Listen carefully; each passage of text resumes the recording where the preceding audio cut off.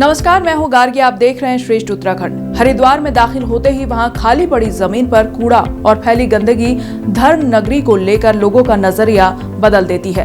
प्रशासन भी ये मानता है कि हरिद्वार एंट्री के दौरान ये गंदगी धर्म नगरी हरिद्वार की शाख पर बट्टा लगा रही है, लेकिन आने वाले समय में यही गंदगी वाले खुले मैदान एक बेहतरीन पार्किंग और लैंडस्केपिंग के रूप में बदलने वाले हैं। उत्तराखंड सरकार ने इसे लेकर योजना भी बना ली है। उत्तराखंड आने वाले श्रद्धालुओं और पर्यटकों को हरिद्वार में दाखिल होते ही इस तरह के हाईटेक खूबसूरत लैंडस्केपिंग और पार्किंग स्थल देखने को मिलेंगे।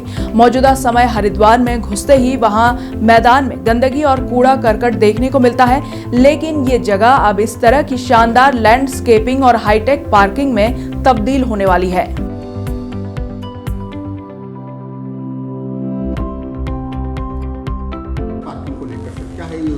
इसमें देखिए, जितने भी टूरिस्ट उत्तराखंड को आते हैं वाया जो हरिद्वार उत्तराखंड में प्रवेश करते हैं, उन लोगों की सबसे पहले नज़र रोडी बेलवाला पड़ती है। और रोडी बेलवाला आज के समय में अगर हम देखते हैं तो वहाँ गंदगी से पटा रहता है, झोपड़ियाँ बनी हैं और लगातार कूड़ा डालते रहते हैं। जितने भी तीर्थ लोग आते हैं वहाँ पे, और सफाई की प्रॉपर व्यवस्था नहीं रहती है और पार्किंग की व्यवस्था पूरी नहीं रहती है। इसलिए हम लोगों ने प्लान किया कि इसको हम विकसित करें, इसकी बड़ी लैंडस्केपिंग करें, सरफेस पार्किंग हम डेवलप करें। दरअसल उत्तराखंड में पर्यटन लगातार बढ़ता जा रहा है। यहाँ आने वाले पर्यटकों की संख्या पिछले कुछ सालों में एकदम से बढ़ गई है। धर्म नगरी हरिद्वार में तो इतने श्रद्धालु आने लगे हैं कि हाईवे के साथ साथ पूरे शहर में जाम की स्थिति बनी रहती है। कुंभ स्नान और मेले के दौरान तो हालत मानो बेकाबू ही हो जाते हैं। भगदड़ का खतरा लगातार बना रहता है। इन्हीं परिस्थितियों को ध्यान में रखते हुए उत्तराखंड सरकार हरिद्वार एंट्री पर खाली पड़ी सिंचाई विभाग की जमीन पर पंतद्वीप पार्किंग डेवलप करने जा रहा है। कहने को तो ये पार्किंग होगी, लेकिन यहाँ होने वाले लैंडस्केपिंग हरिद्वार को एक अलग ही खूबसूरती देने वाली है। पंतद्वीप पार्किंग में 3 से 4 हजार गाड़ियां एक साथ खड़ी हो सकती हैं। ये पार्किंग हरिद्वार शहर में वाहनों के लोड को एकदम से कम कर देंगी और ट्रैफिक की समस्या का भी जड़ से निपटारा हो जाएगा।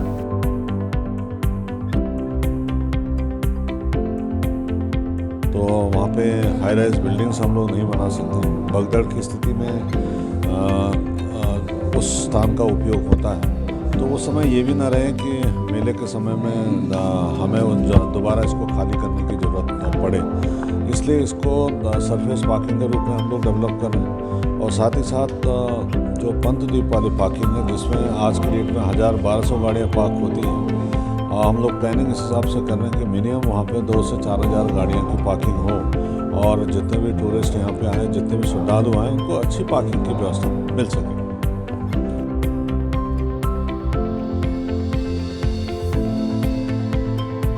पंतद्वीप पार्किंग और लैंडस्केपिंग का काम 3 फेज में पूरा किया जाएगा।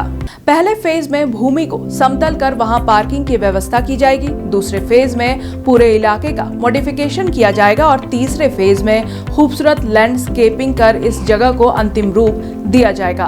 पंतद्वीप पार्किंग और लैंडस्केपिंग का काम पूरा हो जाने के बाद ऐसा लगेगा कि श्रद्धालु कहीं विदेश में आए हैं। इससे श्रद्धालु को सुविधा तो मिलेगी ही, सरकार की खास आमदनी भी होगी। तो अगर आप हरिद्वार में दाखिल हो रहे हैं और वहां फैली गंदगी आप पर नागवार गुजर रही है, तो बस थोड़ा इंतजार और कीजिए। जल्द ही धर्म नगरी पूरी तरह सज संवर कर अपने पूरे सौंदर्य के साथ आपका स्वागत करेगी। फिलहाल के लिए इतना ही। बाकी खबरों के लिए देखते रहिए श्रेष्ठ उत्तराखंड।